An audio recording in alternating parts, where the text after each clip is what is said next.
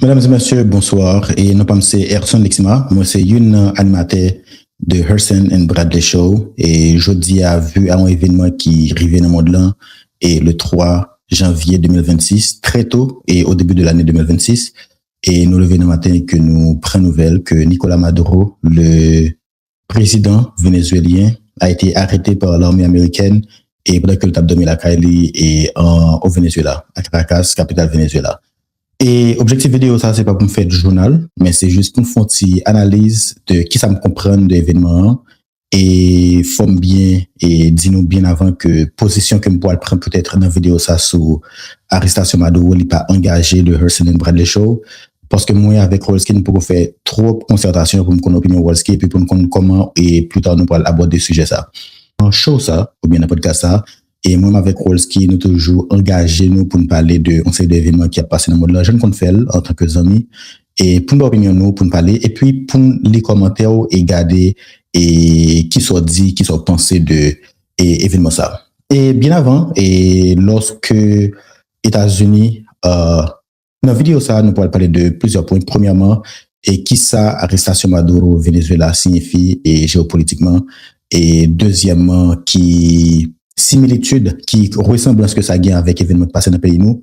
Troisièmement, nécessité qui gagne lorsque on est décidé pour faire politique en Haïti, qui nécessité qui gagne pour nous comprendre le contexte politique régional, pour nous comprendre les forces géopolitiques du moment et pour nous ajuster vision avec comment le monde là a tourné dans le moment que peut-être une vision, un plan pour et fait peut-être pour diriger le pays d'Haïti. Et premièrement, qui ça est arrestation de Nicolas Maduro et signifie?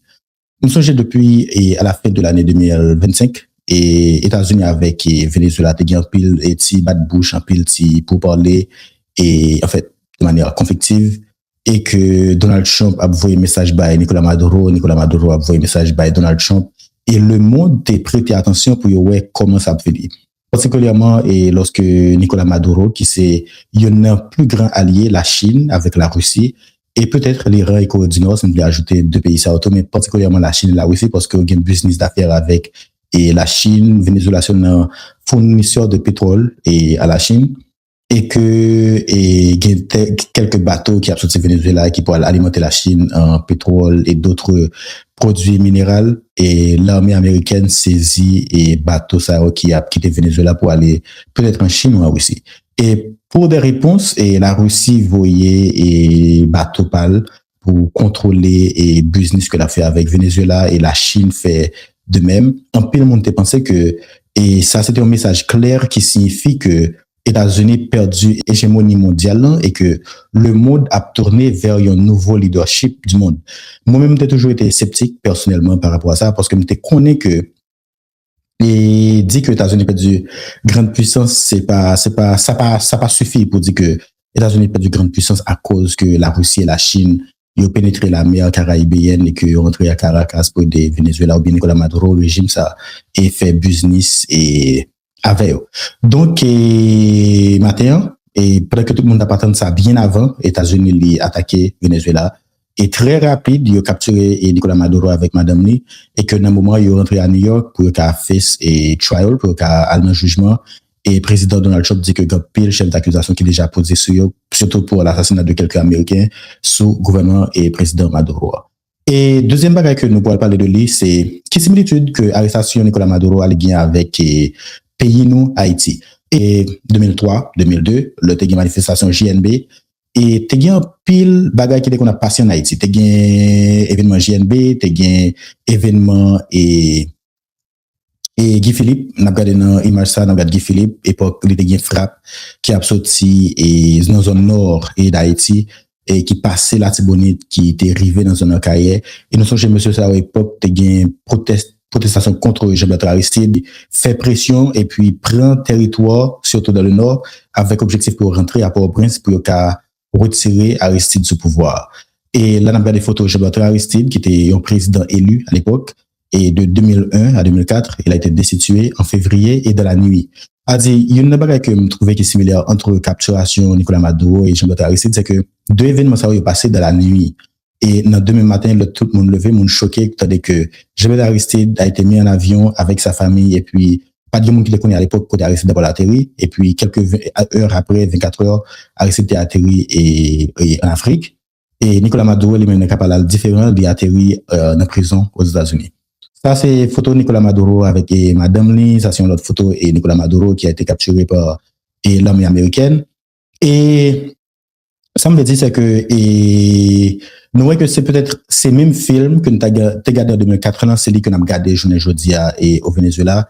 Nous avons parlé que nous avons fait avec Grand Frère et Matin. Nous avons dit, monsieur, sans penser, parce qu'après le départ, Jovenel Aristide, Haïti a été plongé dans le chaos total. Et nous sommes, particulièrement à Port-au-Prince, il y a événement, il y a et mouvement Ratpakaka et que kidnapping d'abord fait et l'unanimité à Port-au-Prince et jusqu'à journée Jodia Haïti a fait face avec une crise sociale, politique et économique extraordinaire. Et après, et Jovenel Aristide, nous avons bien René Préval qui a fait 5 ans mandat là, mais avec un peu de difficultés géopolitiques, un peu de difficultés politiques internes dans le pays à tout. Et après, Michel Martelly qui a été élu président. Et après Michel Martelly, nous avons gagné un gouvernement de transition et puis nous avons gagné Jovenel Moïse qui était président d'Haïti et malheureusement qui a été assassiné. Encore, bonne similitude avec Jovenel Moïse parce que lui, il a été assassiné chez lui de la nuit et de juillet, et nous sommes le 7 juillet 2021, et Jovenel Moïse a été assassiné chez lui. Donc, et 3 événements, c'est comme des films pour Haïtiens que nous voyons déjà. Et le nom de qui ça Haïti devenu Jodia, nous très douteux, est-ce que Venezuela va tomber dans le chaos ça? Et si ça me parle avec Frère Matin, mais une bagaille que je te dis, c'est que les Vénézuéliens sont plus éduqués et Venezuela, c'est une plus grande société que Haïti. C'est un pays qui a pile de ressources. Donc, il y a possibilité à ce que Venezuela est remonté de chaos. Ça, surtout qu'il y a pile Vénézuéliens qui étaient de grands professionnels qui quittent le pays, qui a tout partout dans la région, qui a la République dominicaine, Colombie, États-Unis, ici, Canada et d'autres pays. Et quelques même étaient même rentrés en Haïti parce que moi, j'aime sortir en République dominicaine, tu es rentré à Port-au-Prince et tu es en pile Vénézuélien dans la machine qui va vivre en Haïti. Et troisième point que nous voulons partager, c'est qui message que ça lancé. Un peu le monde pensait que les États-Unis perdu grande puissance. Moi, toujours dis monde que les très tôt pour dire que les États-Unis perdu grande puissance. Parce que les États-Unis étaient parmi, et comparativement avec un peu d'autres pays, il y a un pays qui est plus riche dans le monde là. Le membre du plus riche revenu annuel des États-Unis par rapport avec la Chine et la Russie, c'est la nuit et le jour. Là, on a des chiffres, nous voyons que les États-Unis par année presque rentré près de 30 trillions de dollars. La Chine qui vient après, c'est deuxième économie après les États-Unis, lit environ 15 à 20 trillions de dollars. On a parlé là de GDP, qui c'est circulation services, biens et circulation de richesses et dans la société. Et encore, on a regardé la Chine qui vient après, qui est un peu comparé comme un pays qui a fait face avec les États-Unis et militairement et géopolitiquement. La Russie, n'a pas même et fait plus que 10 trillions de dollars en termes de GDP. La Russie, c'est 5 trillions de dollars. Et l'autre chiffre encore que nous voulons montrer, c'est que une post États-Unis, vous connaissez plusieurs transactions qui fait dans le monde là, c'est en dollars qui ont fait. Les États-Unis, ils ont 58% réserve mondiale en dollars. Et commerce mondial basé sur le dollar. Même qu'un BRIC, qui c'est une coalition ou ensemble de pays émergents, pour la Russie, la Chine, et Afrique du Sud, et Singapour, le Brésil, et un peu d'autres pays encore, ils mettent tête ensemble pour dire que vont faire transaction en monnaie que peut-être ils vont l'inventer. Un peu de monde pense que c'est yen, qui c'est monnaie chinoise là, qui est très instable, et qui peut avoir même force avec dollar pour faire des transactions internationales. Malgré que peu de monde qui émotionnellement parlé que c'est très possible à ce que nos prochaines 10 ans qui vont venir là pour que dollar dans les perd du valeur sur scène internationale là, mais et la plupart du temps beaucoup ouais comme si assise structurelle et infrastructure structurelle et financière à ce que dollar n'a perdu toute valeur et dans moment qui va venir là. Et l'autre bagarre encore que on a partagé, c'est que en termes de militaire, on va parler de défense et militaire. Dans le chiffre ça que on regarde là, et les États-Unis dépensent environ 1000 milliards de dollars, billions de dollars, et dans dépenses défense seulement, militaire. La Chine qui vient après elle, elle dépense environ 200 billions de dollars, et la Russie qui vient après elle, elle dépense environ 10 à 15 billions de dollars américains. Et il n'est pas plus que 200 billions de dollars américains. C'est-à-dire comparativement aux États-Unis, la Russie il est vraiment et behind. Et c'est vrai que je voulais signaler, après moi, je ne peux pas venir avec tout le chiffre, mais ça me voulait signaler, c'est que je dis peut-être que tout le monde n'a pas que la Russie et la Chine d'avoir campé avec Venezuela. Les États-Unis fait travail super propre. Les États-Unis fait travail facile. Les États-Unis rentrent à Caracas, ils prennent Nicolas Maduro dans moins que 24 heures. Les États-Unis étaient déjà cerclés tout autour de Venezuela, de la mer des Caraïbes. Et je pense que dans le moment où les États-Unis étaient là, ils voyaient des renseignements de services secrets, prendre information comme Nicolas Maduro, comme si tout mouvement Nicolas Maduro, et puis le pour frapper, il a frappé Venezuela, et puis il a capturé le président Nicolas Maduro. La Chine et la Russie n'a pas fait aucune forme de défense pour Venezuela. Malgré que il y a un pile intérêt Venezuela, et malgré que il y a des pays qui ont cherché des pouvoirs, qui ont consolidé un certain pouvoir géopolitique, mais États-Unis, jodial montre que les gain monde là dans deux planètes. Ils c'est maître et senior et dans monde là. Et l'autre chose encore que nous voulons montrer, c'est que en termes de technologie, États-Unis battent la Chine et Venezuela beaucoup, malgré que la Chine a fait pile montée technologique dans le monde là, mais États-Unis était une plus gros et puissance en termes de technologie. Et puis l'autre bagage, États-Unis il y a 80 bases militaires dans le monde là.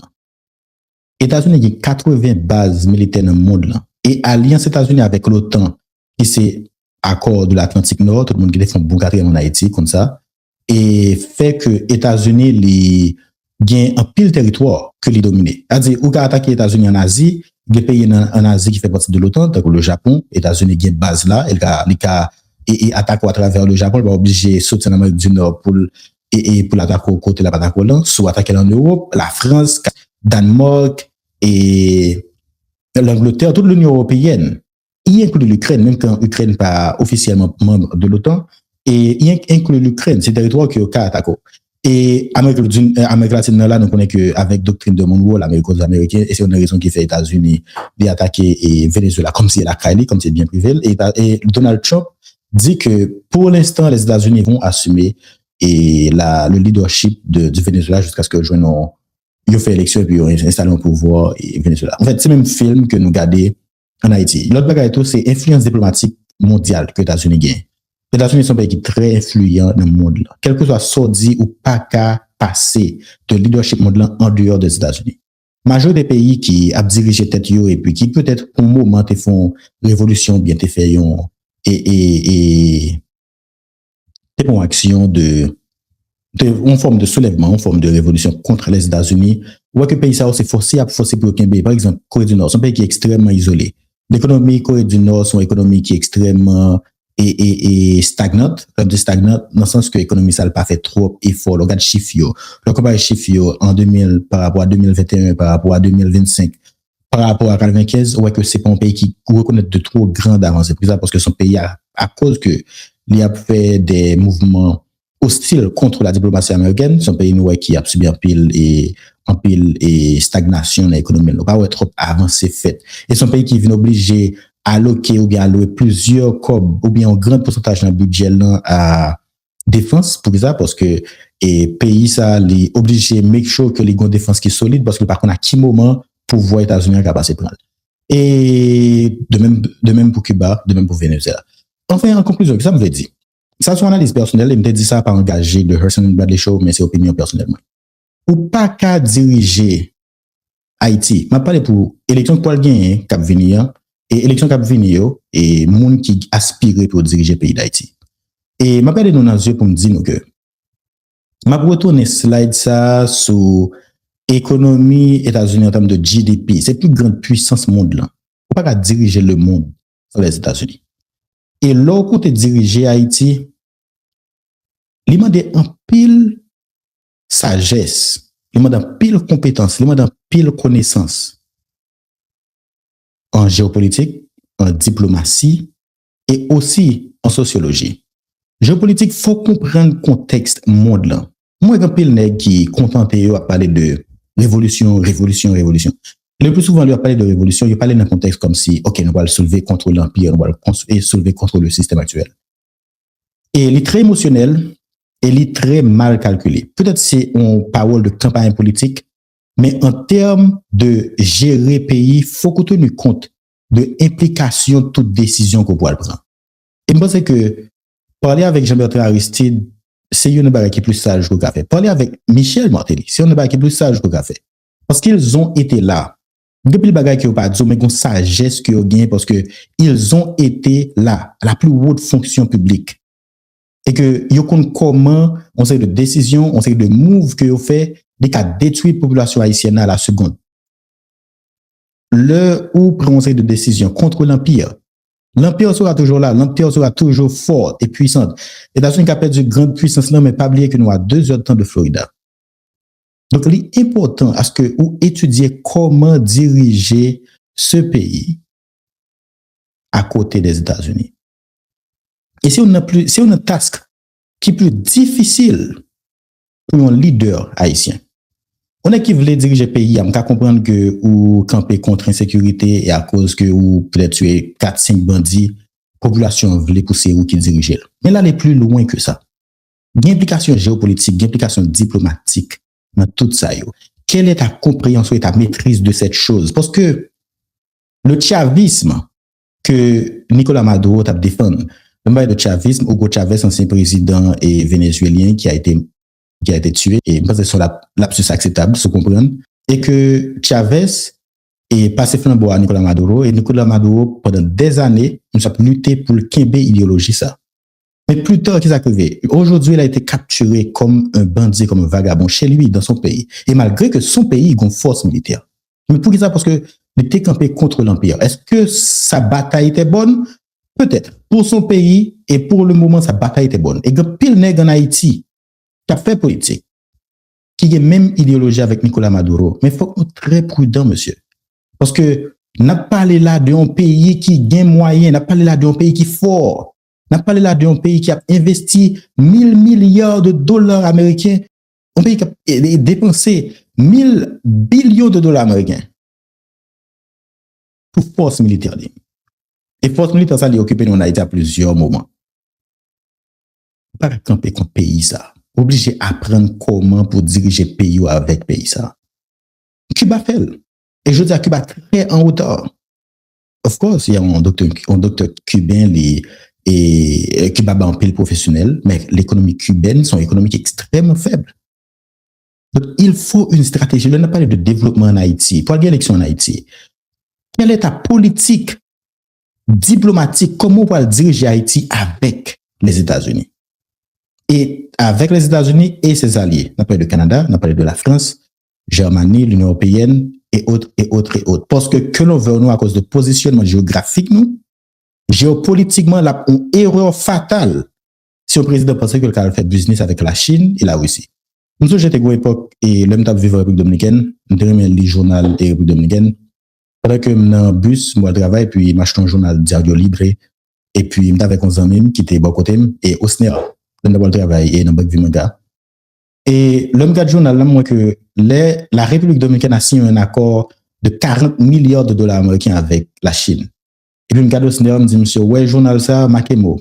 Dans 4-5 ans, bâton dans les États-Unis pour accord ça. Et puis, le rentre aux États-Unis en 2019-2020, en fait, je connais peut-être par coïncidence. Et touriste rentre aux États-Unis en République dominicaine est mort d'empoisonnement dans les hôtels de Punta Cana. Chaque touriste étranger, américain, argentin, avec canadien, européen qui rentre à Punta Cana, il y a tak l'eau koto faible. Ou pas qu'à faire on sait de bagaille dans le pays où malgré qu'on souverain, mais écoutez, il m'a parlé là de géopolitique. Si vous voulez diriger Haïti, vous supposez tenir compte de gens de bagaille ça. Un positionnement géopolitique qu'on suppose gagner, faut que stratégique parce que au cas voulez développer pays, mais il y a 3 choses à ne pas toucher. Premièrement, quelle est ta politique minière?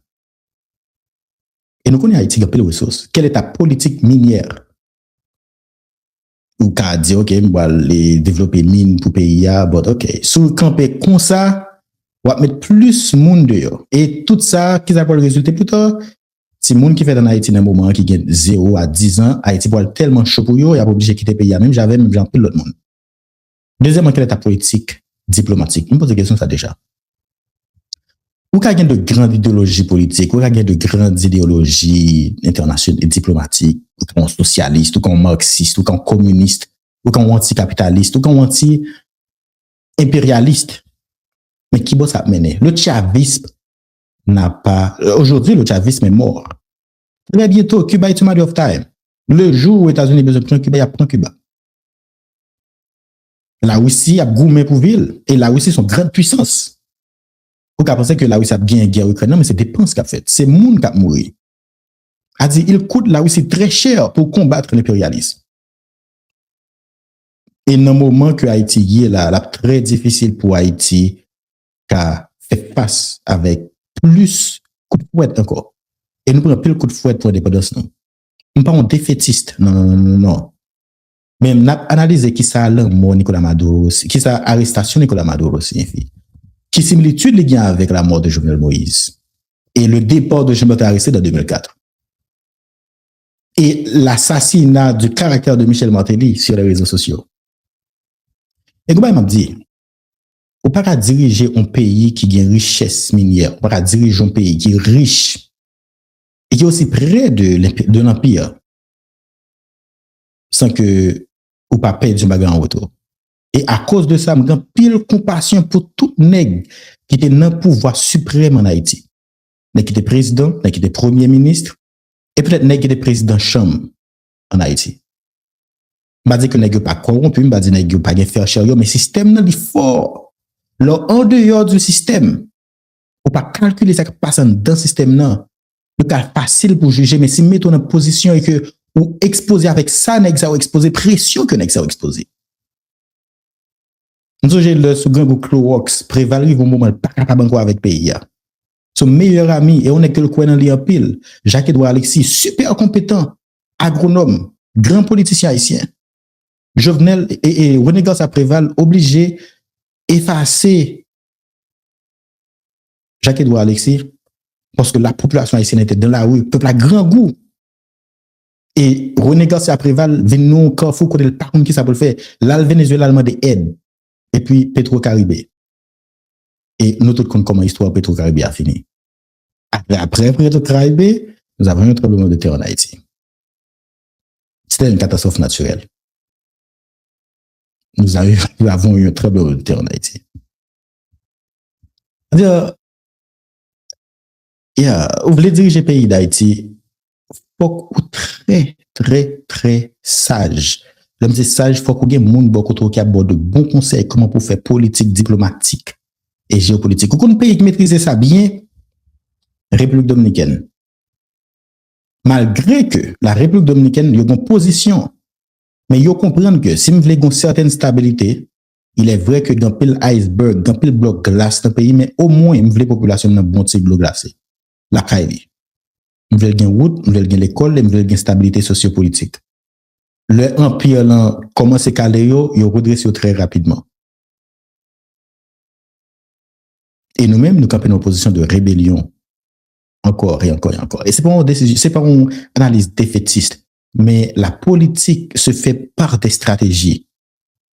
Soit après un révolutionnaire, ou qu'à commencer à faire une révolution aujourd'hui. La duré 2 ans, la duré 3 ans, la duré 5 ans, mais lorsque l'empire décide pour le prendre, c'est très facile pour venir la caillou.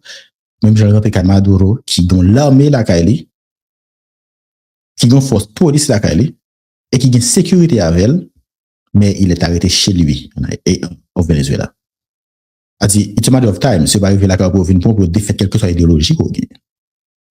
Donc, il faut une formule, comment diriger Haïti pour que, au bas peuple, on va aller mieux, pour positivement, comme comment pour gérer le contexte géopolitique misé sous ça en pile.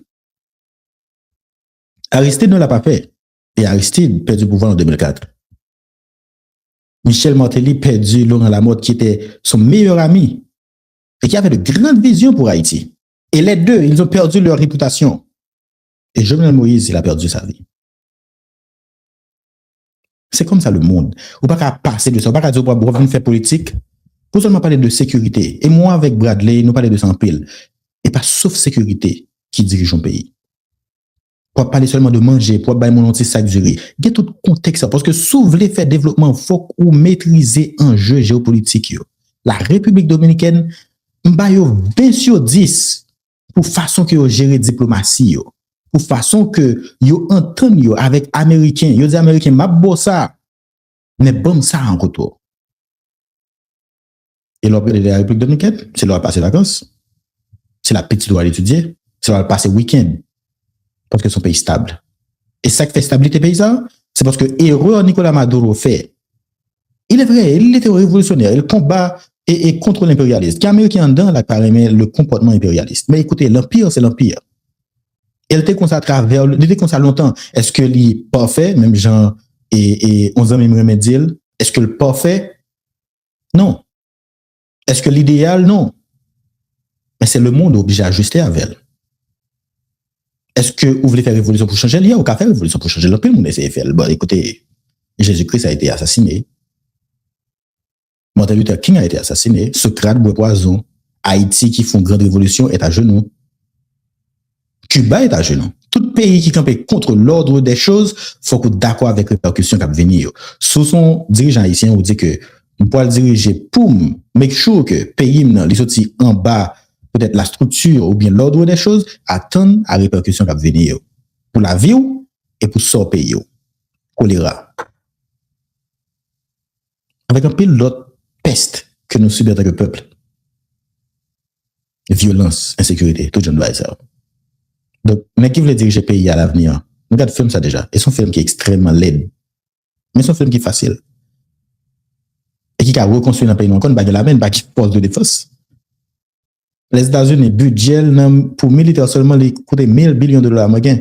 Budget annuel nous en Haïti, moins que 13 billions de dollars américains. Il parle ça dans et GDP nous moins que 13 à 14 billions de dollars américains. Il parle ça dans show là déjà.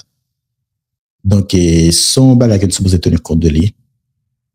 Et m'espérer que le peuple vénézuélien, ou l'autre, les reconnaître l'avenir parce qu'on appelle le grand professionnel et vénézuélien, des docteurs, des avocats, des agronomes, des politiciens, des chanteurs qui étaient en République dominicaine, qu'on a demandé dans le bus. Et vous sentez que c'est pas vu ça que qu'on menait.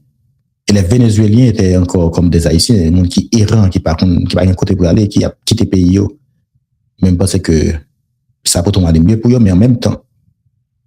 Et je pense que Haïti, il faut penser à ça qui passe au Venezuela et pour nous repenser la façon que nous faisons politique, diplomatique et internationale. Même quand nous parlons de diplomatie qui est fonctionnelle dans le moment, mais à l'avenir, je crois que les jeunes sont au pouvoir, mais quel que soit le monde qui va le pouvoir, repenser politique diplomatique. Oui, c'est très, très important.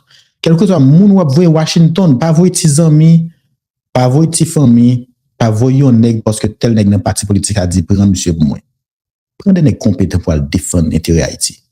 Et qui comprennent tout contexte, tout enjeu que nous sommes parlé là. Et qui a parlé avec le président de façon pour faire des discours qui sont plus faits et des discours qui sont plus tactiques. Parce que développement pays d'Haïti n'est pas capable de passer en dehors de ça. Nous allons voir Lexima dans The Herson and Bradley Show. The Herson and Bradley Show.